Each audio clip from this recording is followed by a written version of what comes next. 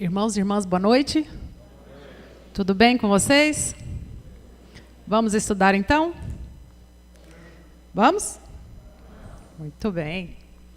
A parábola dos servos inúteis, ela nos chama bastante a atenção pelo segundo aspecto, e provavelmente os irmãos se lembrarão dela em breve. Vamos falar sobre ela. Jesus estava com os seus discípulos, e os discípulos chamaram a atenção de Jesus com a seguinte frase: Senhor, aumenta-nos a fé.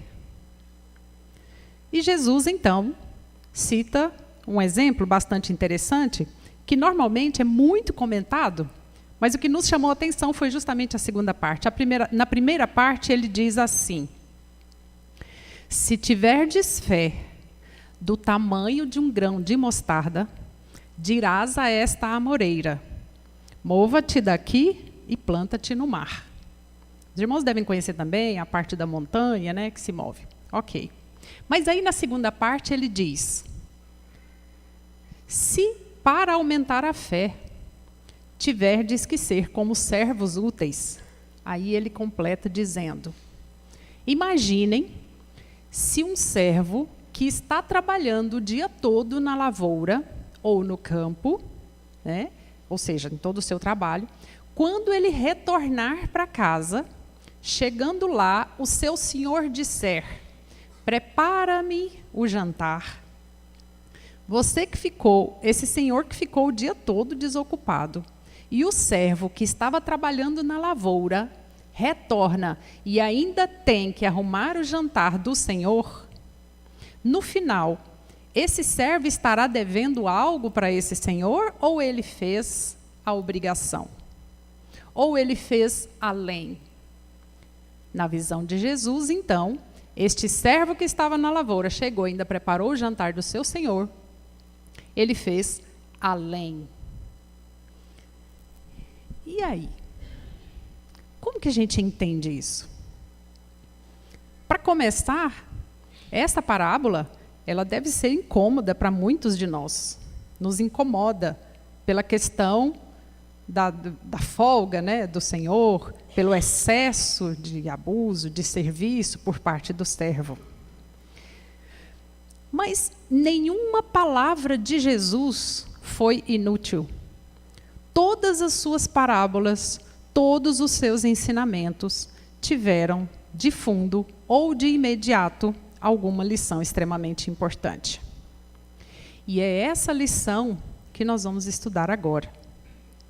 Entendida esta passagem, é claro que os discípulos pediram para que Jesus aumentasse-lhes a fé.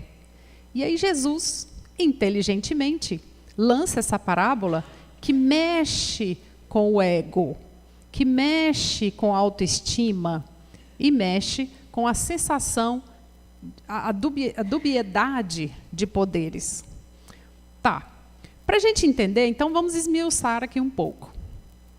Se os irmãos forem ao dicionário, vão encontrar lá o termo útil, como utilis, do latim utilis, que quer dizer aquilo que serve, que é bom, que é importante, que é essencial, aquilo que é útil, que é vantajoso. Muito bem. Entendido aquilo que é útil, vamos tentar entender agora o que é que significa ser servo. Porque se é a parábola do servo inútil, é claro que a gente prefere trabalhar no lado positivo, que é o servo útil. Tá. É servo aquele que é obediente. E é claro que o termo servo estava bem ali num contexto social em que Jesus vivia, e que foi bastante, né, útil no contexto ali do feudalismo. Tudo bem, mas o servo é aquele que tem uma relação com o seu senhor, então o servo dessa relação é o indivíduo subjugado, que é diferente do escravo, porque o escravo não tem tantos direitos quanto o servo. O servo tem um pouco mais de aproximação, um pouco mais de confiança, um pouco mais de ligação com seu senhor. Tá, então nós já sabemos o que é útil, que é algo bom, vantajoso, né? Necessário, importante, e que servo é aquele indivíduo que serve, que é útil. Tudo bem. Quando Jesus lança mão desta parábola, é claro que ele não queria fazer isso que eu estou fazendo aqui agora, que é detalhando os termos do estudo, né? Mas ele queria nos dizer alguma coisa. O que é que Jesus queria nos dizer com o fazer além, com o servir, com o ser útil? E aí a primeira pergunta que nos chama a atenção e que nós podemos fazer a nós mesmos: a quantas pessoas eu sou útil nesta vida? Eu posso dizer que eu sou útil à minha mãe, é claro que ela é muito mais útil a mim do que eu, a ela. Sou útil ao meu marido, é claro que ele é muito mais útil a mim do que eu a ele. Aos meus filhos, não é? As pessoas com as quais eu trabalho, né? Mas será que nós evoluiremos de forma muito mais rápida se nós formos úteis ao maior número possível de pessoas? Muito mais do que se nós formos úteis somente a nós mesmos? Vou deixar essa pergunta no ar e talvez nós possamos respondê-la no final. Muito bem. Primeiro passo feito. Segundo passo. O contexto em que Jesus vivia e o contexto que se seguiu historicamente na Idade Média não é muito diferente do contexto em que nós vivemos atualmente. Vejamos.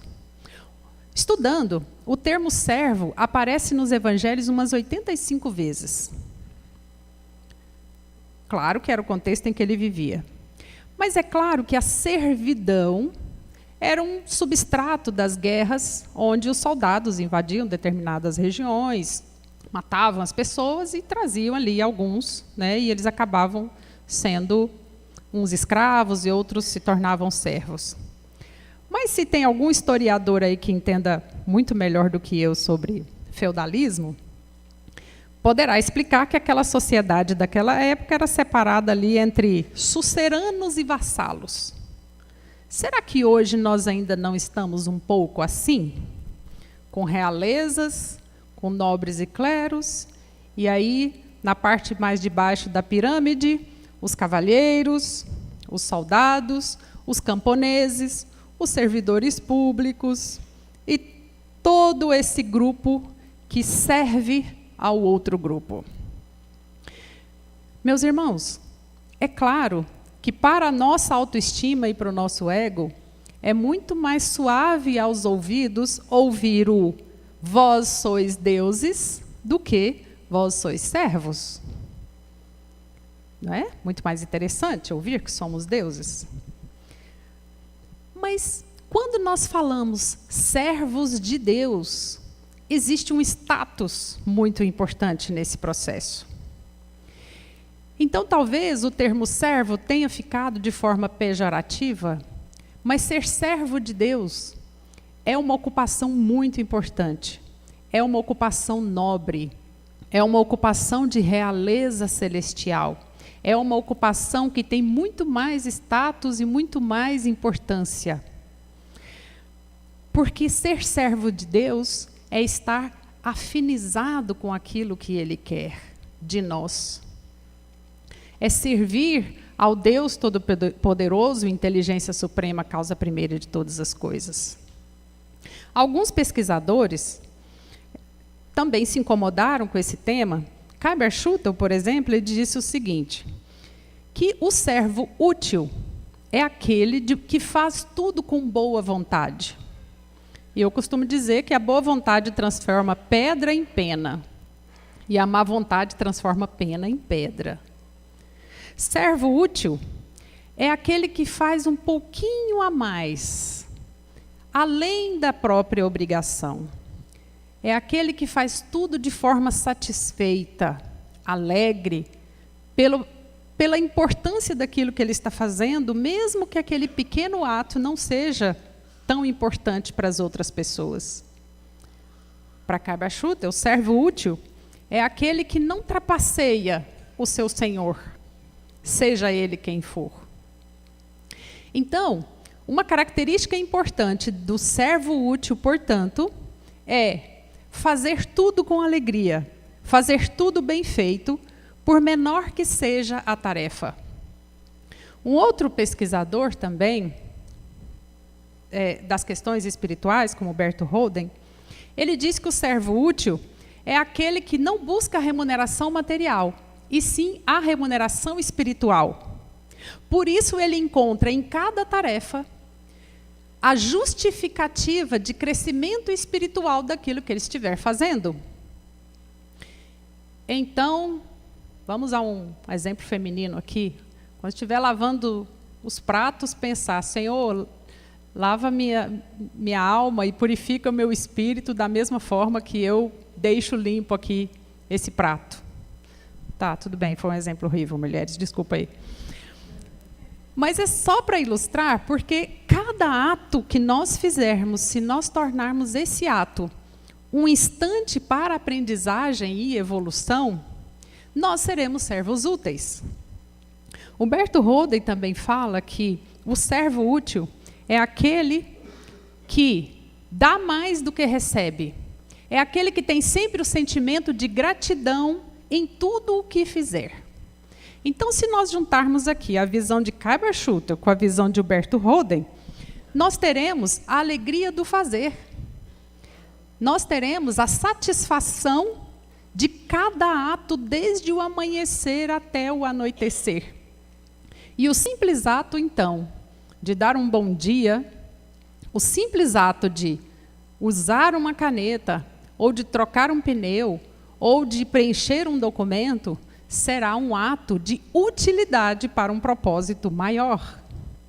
Então, todos esses atos transformarão o meu espírito em um espírito melhor, eu, espírito, em um espírito melhor, devido à somatória de todos esses pequenos atos em atos grandiosos.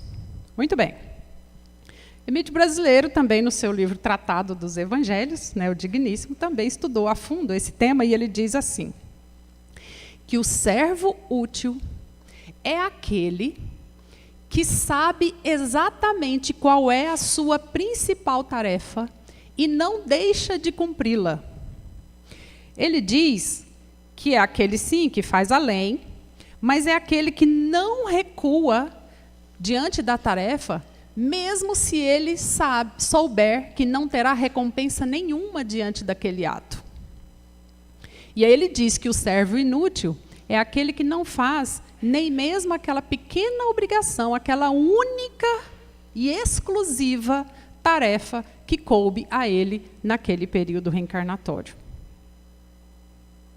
Aí, conversando com ele, eu falei, mas aí é difícil, né? Como que eu vou saber qual que, de todas as milhares de tarefas que eu tenho que fazer no decorrer da minha vida, como que eu vou saber aquela? Não, você pode ser mãe, você pode ser esposa, você pode ser profissional, pode ser enfermeiro, pode ser professor, pode ser escritor, pode ser tudo. Mas se você não pode deixar de jeito nenhum de fazer aquela. Aí como que eu vou saber qual que é aquela? Aí eu, cutucando ele, pergunto, será que é aquela que eu mais gosto de fazer? Pode ser. Aquela que me dá mais prazer quando eu faço, e que eu faço bem feito e as pessoas gostam, e eu também gosto porque as pessoas gostam, porque eu gostando, as pessoas gostando, significa que está certo? Ou será o contrário? Aquela que eu não gosto de fazer de jeito nenhum, que eu faço arrastado, mas que eu sinto no fundo da minha alma que eu preciso fazer. Bom, ele não me respondeu, né? Então, vamos ficar na dúvida se é aquilo que realmente eu faço com muito prazer e gosto, porque é bom, é fácil, ou se é aquilo realmente difícil e complexo, chorando, né, no sacrifício, que mesmo assim eu faço porque eu sinto que eu tenho que fazer. Bom, eu não sei, né? Parece que a primeira fica mais fácil, né? A gente tem uma tendência, né, a querer fazer o mais fácil. Mas, de qualquer forma, é bom assumir a posição de Maria, né? Quando recebeu o anjo. E aí, ela disse a ele: eis aqui a serva do Senhor. Faça-se segundo a tua vontade. Não foi assim? Tá, essa foi uma serva exemplar. Muito bem. Mas então, dentro desse aspecto, nós podemos entender que, se nós pegarmos todo o Evangelho e fizermos uma seleção ali dos 4 Evangelhos e perguntarmos assim: existe ali dentro alguma senha para que eu seja um servo útil? Sim. Encontrei 4. A primeira delas, servo útil para Deus, né? E se é para Deus, é para todos. Primeira chave, amar a Deus e ao próximo. Esse vai ser útil, não vai? É útil. Amar a Deus e ao próximo como a si mesmo? Muito útil. O 2, buscar o reino de Deus e sua justiça, e todas as coisas serão acrescentadas. Essa é uma outra chave. Por quê? Essa é uma chave importante, porque se eu busco o reino de Deus e a sua justiça, e aí as outras coisas serão acrescentadas, significa que eu tenho foco no que é útil. Um exemplo bem simples. Imagine os senhores que a partir de hoje, até o final da vida, o último dia de vida de vocês, vocês terão direito a uma caneta apenas. Só uma caneta. Vai poder trocar o refil, mas só vai poder ter uma caneta. Me fale qual é a caneta que os senhores vão escolher. Alguém falou caneta azul aí. Ok, mas não será uma caneta resistente? Será uma caneta que se cair, quebra, então? Não, será uma caneta, uma boa caneta. Uma caneta resistente, não é isso? Que vai aguentar firme, você não vai poder perder essa caneta, pode trocar o refil, mas a caneta está lá firme. Você vai gravar seu nome nela, não vai? Porque se ela for, ela volta, não é assim? Vai. Então, quem tem senso de utilidade tem poucas coisas. Não enche a casa de cacarecos ou de coiseiras, não. Mas tem uma coisa de cada, e essa coisa é extremamente resistente e somente coisas úteis. Já perceberam isso? Não tem guarda-roupa lotado de roupas ou de sapatos, não. Tem poucas, mas boas. É assim? Não enche o armário de vasilha, de plástico e margarina. Em vez de 300 vasilhas, não estou fazendo propaganda, tem só uma Tupperware. Desculpa, não precisa ser assim. Só estou dizendo que tem que ser uma só e boa. Não é assim que a gente faz com o marido? Um só e bom, de qualidade, não é assim? E pronto. Precisa procurar outros. Então, por isso que quem busca o reino de Deus, ou seja, das coisas boas, das coisas duráveis, das coisas eternas, o restante é acrescentado, porque não fica por aí. Escutei essa semana. Eu ganho... não é que eu ganhe mal, é porque toda semana tem que comprar uma blusinha, alguma coisa assim que eu escutei. Foi aí, realmente, aí, né, fica acumulando coisas que não são tão úteis. Falei 4 chaves, né? A terceira chave, ouve e pratica a palavra de Deus. Anda na linha. Aí é útil. É útil não só a si, é útil a todas as pessoas que estão ao seu redor. E a quarta chave, a quarta chave que está lá no Evangelho para ser um servo útil, é aquela que Jesus diz assim: se alguém te forçar a caminhar 1 milha, vá com ele mais 2. Se alguém te pede a túnica, dê também a capa.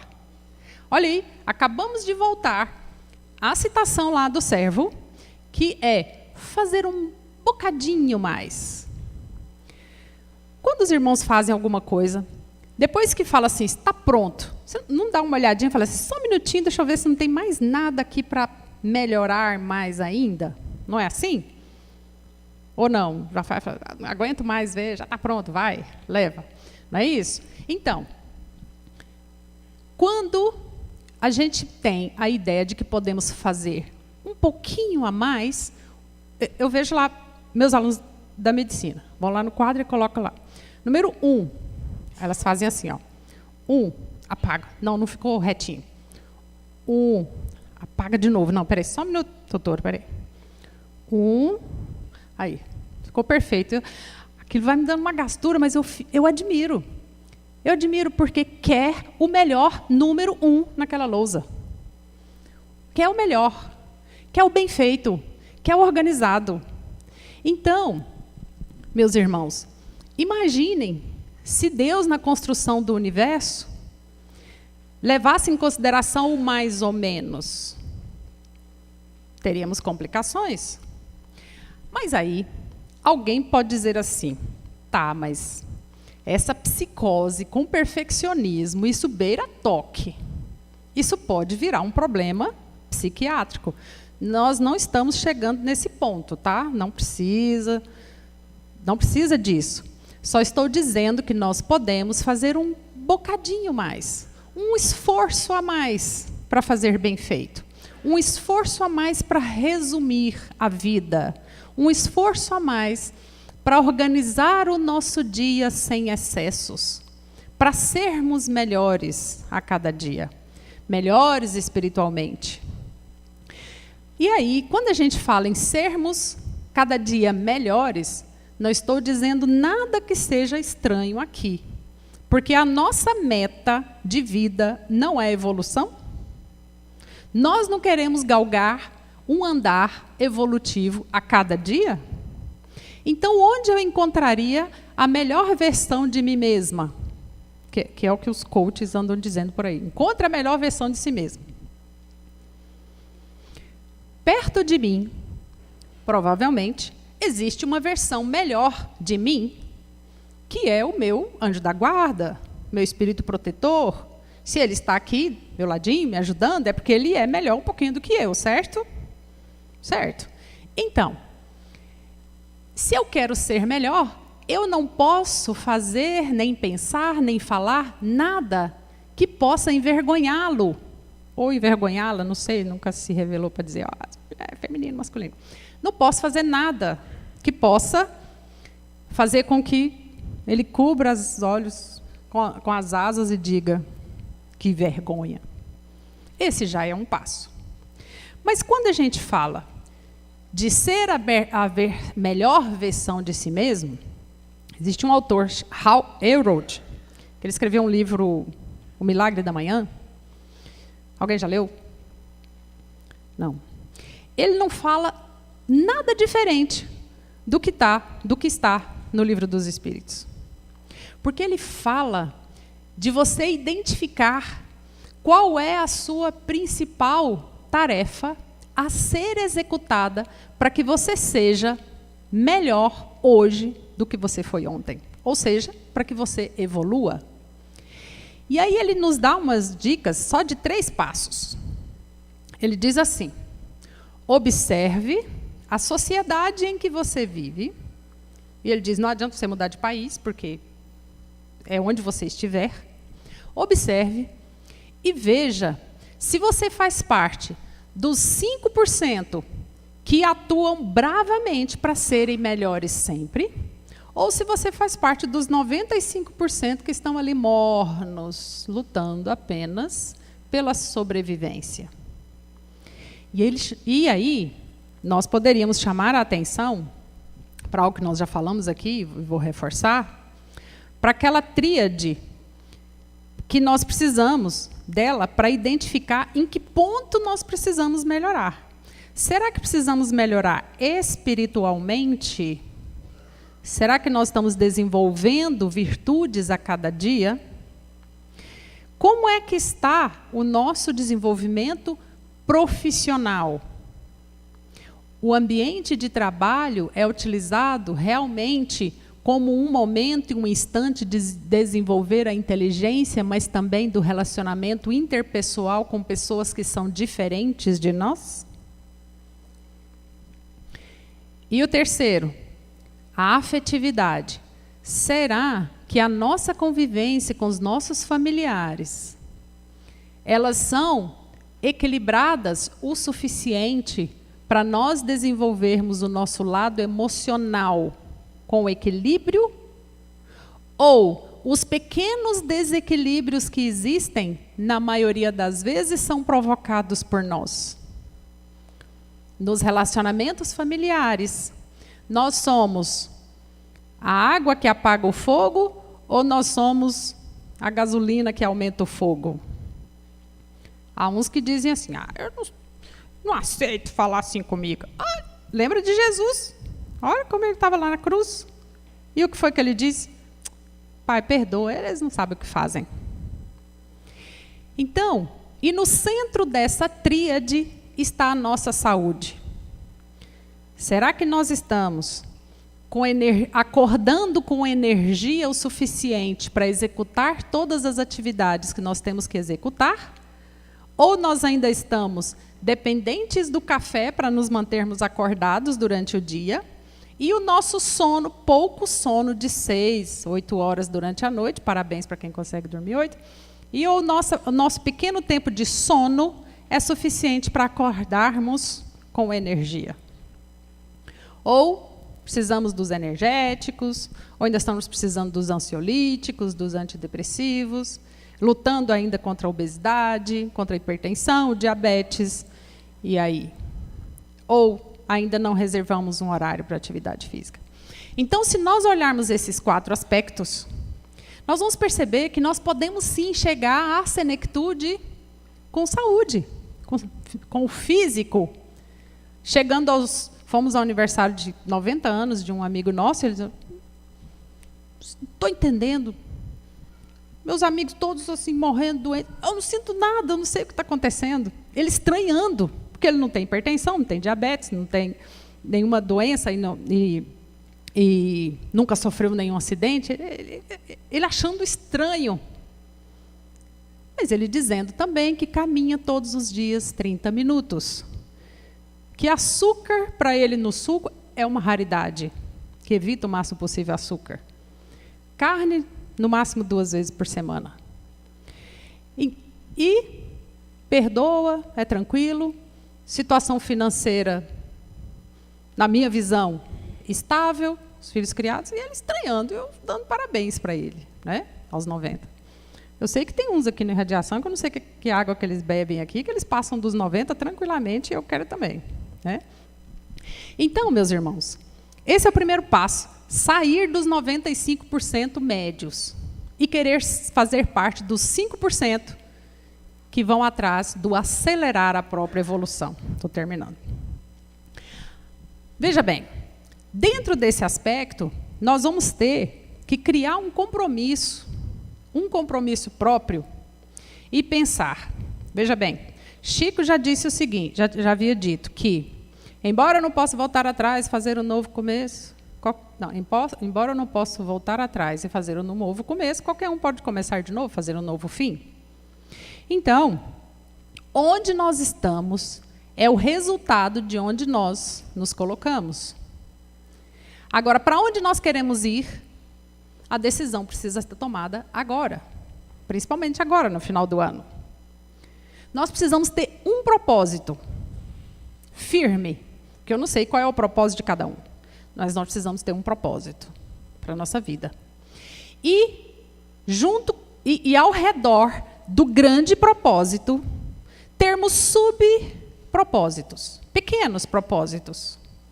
E esses pequenos propósitos vão ajudar a concretizar esse propósito maior.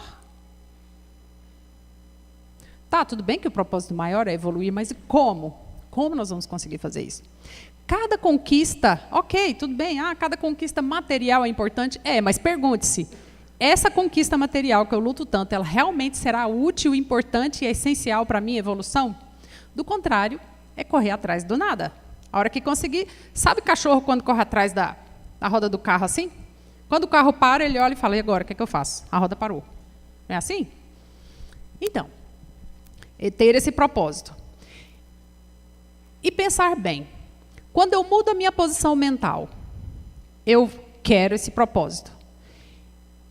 Mas será que qualquer ventinho que dê para lá e para cá vai me levar? Por exemplo, quando o seu despertador toca de manhã, você é do tipo que desliga e se levanta, ou põe lá e põe na soneca e fala assim, só mais 5 minutos. Ou vai se arrastando assim. Levante-se. Despertador tocou. E tem gente que nem precisa de despertador, né? Nem precisa de despertador. Não sei o que aquele homem não dorme. Ele acorda antes e eu estou escutando ali o despertador. Ele está lá rasgando papel, está arrumando. A mesa, o armário dele está sempre organizado. Sempre organizados. Ele já faz isso. Então, levante-se com ânimo. Tudo bem, pode fazer alguns minutos de silêncio para equilibrar. Faça alguma atividade física. Tenho preguiça de colocar roupa para ir à academia. Não tem problema, umas flexões ao lado. Se você não tem problema cardíaco, pelo amor de Deus, não quero que ninguém morra por causa disso. Né? Faça uma atividade física de manhã. Prepare você mesmo o seu excelente café da manhã como se você estivesse num hotel 5 estrelas. Eu morro de preguiça disso, de eu mesmo preparar meu café. Mas se alguém pudesse preparar lá, seria ótimo. Né? Com mamão, cortadinho assim, uma coisa. Né? Mas já que não dá, então lá vai. Então, a partir desse momento, se você determinar bem, escrever numa ficha quais são os seus propósitos para o próximo ano e começar a se organizar e trabalhar a sua mente, o seu corpo, a sua família, a partir desse propósito individual ou propósito coletivo, você vai criar uma coisa que se chama responsabilização. Responsabilização é um pouco mais do que responsabilidade. Cada um aqui é responsável por si. Todos nós somos adultos e ninguém vai dar banho em ninguém. Mas quando as crianças são pequenas, nós damos banho neles, não é isso? Então, à medida que eles vão crescendo, eles tomam banho sozinhos, escovam os dentes sozinhos, a gente vai só supervisionando até um dia que eles fazem isso sozinhos. Responsabilização é você se responsabilizar por si e para mais um grupo de pessoas. E aí que entra o servo útil. Você é responsável por quantas pessoas nesse planeta, nessa vida? Era para ter feito essa tarefa aqui de 10 pessoas, só 2 ajudaram, a tarefa ficou pronta, e os outros 8 vão levar uma chamada. Todo mundo teria que ter ajudado. Mas quem que ia dar a última assinatura? Você. Então, você é o responsável pelo final da atividade. Então, quanto maior a responsabilização que nós temos, mais rápida é a nossa evolução. De diferentes formas. E aí, essa responsabilização nada mais é do que fazer um bocadinho mais. É ser aquele servo que trabalha o dia inteiro, mas ainda faz um pouquinho mais. E não é se matar reclamando de tudo que faz. É fazer feliz, é fazer com ânimo, com alegria, com energia. Não tem gente que tem essa energia? Você liga a tomada, são 10 horas da noite, você ainda está com energia para fazer aquilo. E aí, meus irmãos, a gente pode fazer o seguinte. A melhor versão de si mesmo. Se o seu irmão, na prática, no dia a dia, se o seu irmão te pede um pão, dê-lhe também o chá. Se ele necessita de assistência, dê-lhe autonomia. Se ele te pede um aperto de mão, dê-lhe também um abraço. Se ele requer uma advertência, dê-lhe ensinamento. Se ele precisa de conselhos, construa com ele possibilidades, janelas de oportunidades. Se te pedem pontualidade, chega antes. Se te pedem oração, dê a ele um dia de oração e mais de jejum. Se te pede um consolo, chora junto. Se te pedem silêncio, dê-lhe total atenção. Se te pedem amor, dê-lhe vida. E se te pedem, como os discípulos pediram, aumenta-nos a fé, Senhor. Olha o que Jesus fez. Deu-nos o corpo na cruz e ainda ressuscitou no 3º dia. Jesus é o maior servo e ele é o maior dentre nós. Muita paz, que Jesus nos abençoe e nos ajude a servir mais. Muito obrigada.